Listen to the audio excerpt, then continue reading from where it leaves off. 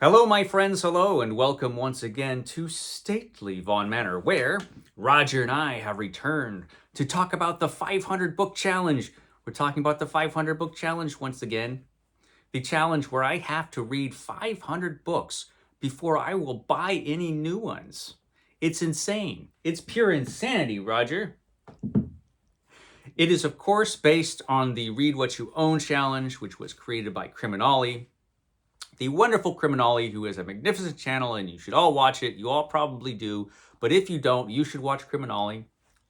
And he came up with the Read What You Own challenge. And there are different tiers in this challenge. There's 25 books you could read, or 50, or 75, or 100. Tops out at 100, his challenge does. Because, you know, he's a sensible guy, CriminOlly. But not me, I'm an idiot. So I did try to do the 100 book challenge when it first rolled around, the Read What Your Own challenge, and I failed miserably. I think I got to 13 books before I bought another books. It was a complete disaster. But then I decided once again to try it one more time, a little over a year ago. And I thought, you know, I've got thousands of books. I could just do a 500 book challenge. That'd be crazy. Let's do that. And so I decided to do a 500 book challenge. Now, there's some things I've learned since I've started doing the 500 book challenge. One of these things is that I don't read that fast. There are other booktubers out there who read a lot faster than I do. And that has proven to be an issue because now in the 500 book challenge, I have read 103 books at the time of this recording. So I've read 103 books. And so, you know, I've made 100 books. Only have to do that 4 more times.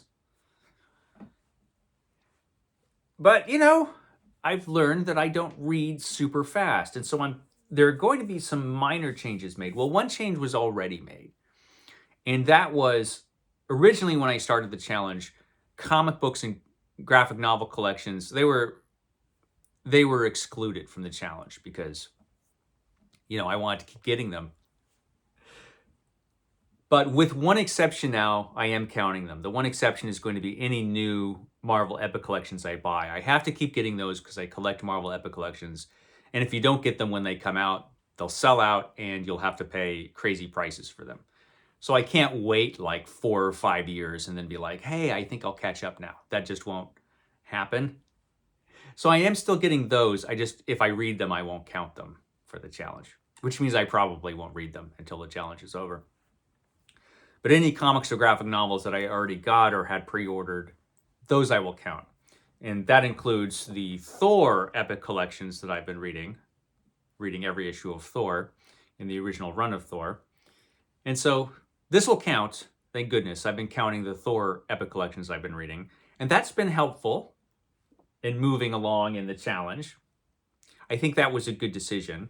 And also, you know, as a replacement for buying regular books, I found myself buying more graphic novels and comic book collections. Funny how that worked out. So I'm not doing that anymore.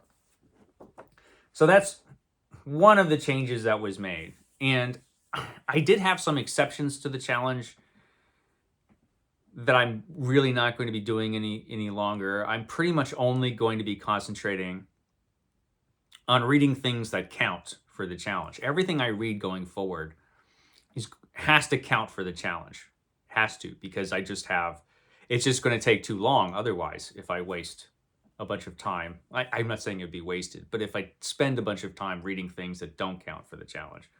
If it was a 100 book challenge, that would be different. But I've got almost 400 books still to read, so got to think of that.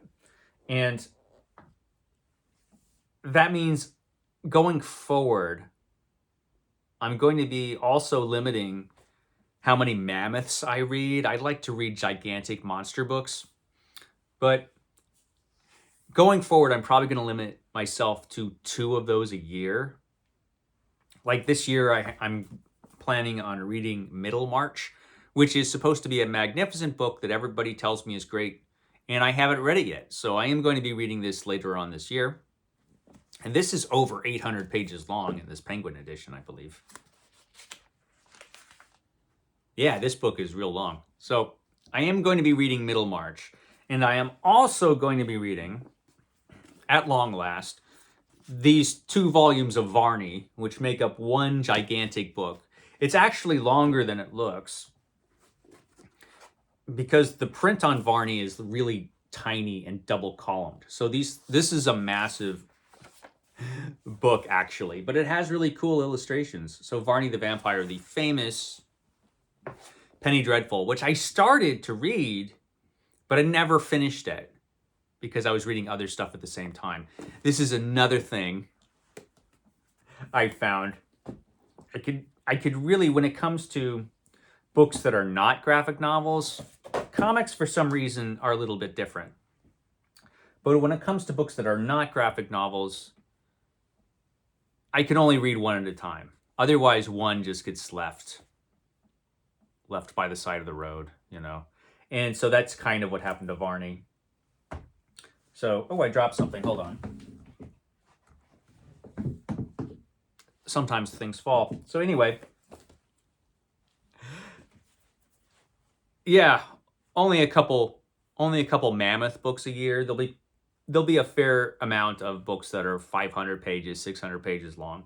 You know, decent sized books.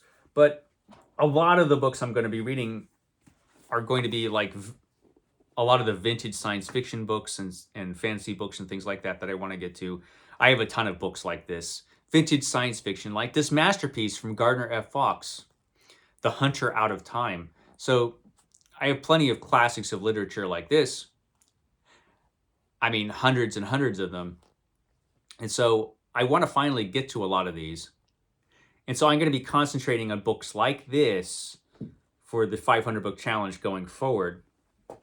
You know, I've got a lot. Science fiction, I've got some horror and fantasy books like that, vintagey stuff. I do have a lot of Westerns that tend to be on the shorter side. And I'm going to be reading more of those, not just during the fantastic reading event, June on the Range. June on the Range is the greatest reading event of all time, except for Garbogast. Garbogast is actually the greatest. But June on the Range is pretty great. I don't know who came up with that, but he must have been a genius, whoever he was. Anyway, like this, Bounty Guns from Luke Short. I've just had this lying around, but I haven't read it yet. I have a lot of Westerns. A lot. And the one exception, actually, to that whole 2 mammoths a year rule is going to be Stephen King, because I'm reading every book by Stephen King, more or less in publication order, and he likes to write big books for some reason. You know, you get him started, he just keeps going when he writes his books. And so, yeah, even the Tommyknockers, which, you know, is not the best Stephen King book in the world, is really big. So, you know, there's that. But I am also reading every book by Edgar Rice Burroughs in publication order, and they're not very long at all. So that'll be good. So that's one of my strategies. And as far as things that count for the challenge,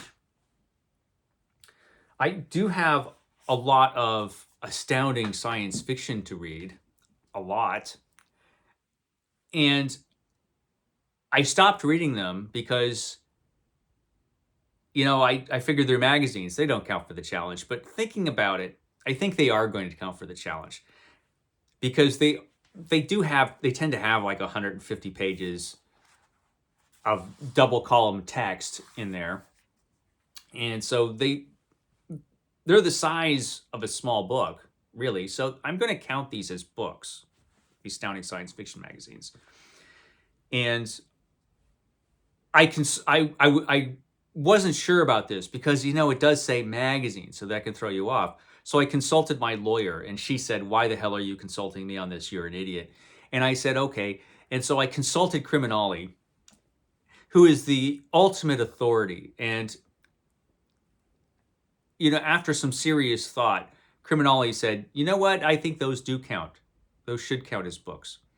And I agree. And also Shawn D. Standfast, I also consulted. And he agrees as well. So astounding science fiction is going to count for the challenge now, which is good because I've got a lot of these to read. a lot. So I'm going to be reading those.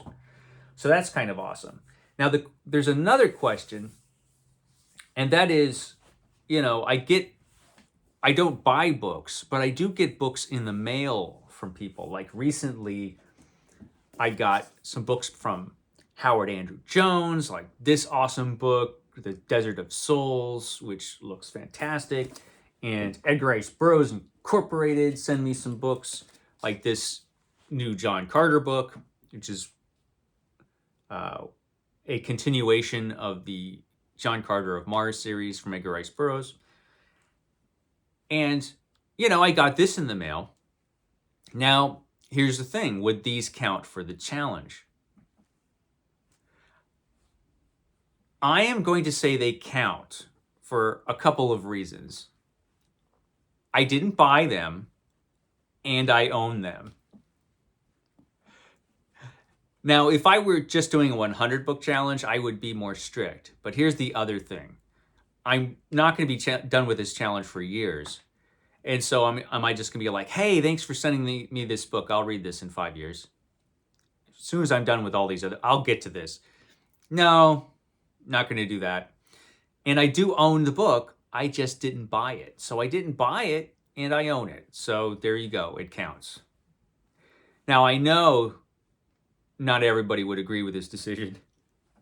And like I said, I'd be a lot more strict if I were just doing a 100 book challenge. But with a 500 book challenge and looking at years, I'm just going to say, you know what?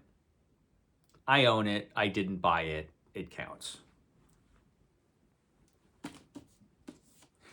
And that way I'll be able to read this book, that I did not pay for.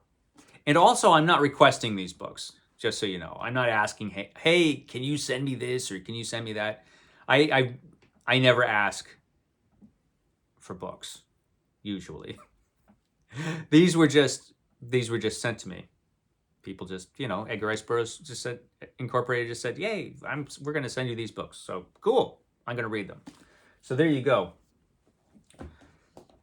And those are my thoughts for going forward. As far as actually, the other thing I have to deal with is actually organizing my time better. I don't have any time. That's the difficult thing. I don't have a lot of time to read. But what little time I have, I'm going to have to organize a bit better just so I can get a little bit more reading done. Don't know how this is going to happen. I could be reading right now, but I'm making this video. But I'm going to keep making videos, so there's that as well. I'll figure it out. I'll figure it out. But that's the other thing. But otherwise, things are actually going fairly well with the challenge. I'm at this point, 103 books in, I'm pretty sure I'm going to succeed at this. I can't see going this far and just bailing. When I first started the challenge, it was always in my mind, I'm probably going to fail this challenge.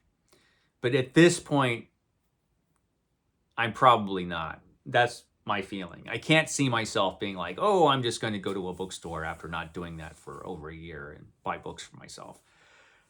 Can't see that happening. And also another thing is, looking around at this place and looking at the piles and piles and piles of books everywhere, all of these books that I acquired because I wanted to read them. And I still want to read them. And there's just so many of them. It's mind-boggling, So there's that. I always have that in my mind. Okay, that's all I have to say. I will shut up now, and I will catch you next time.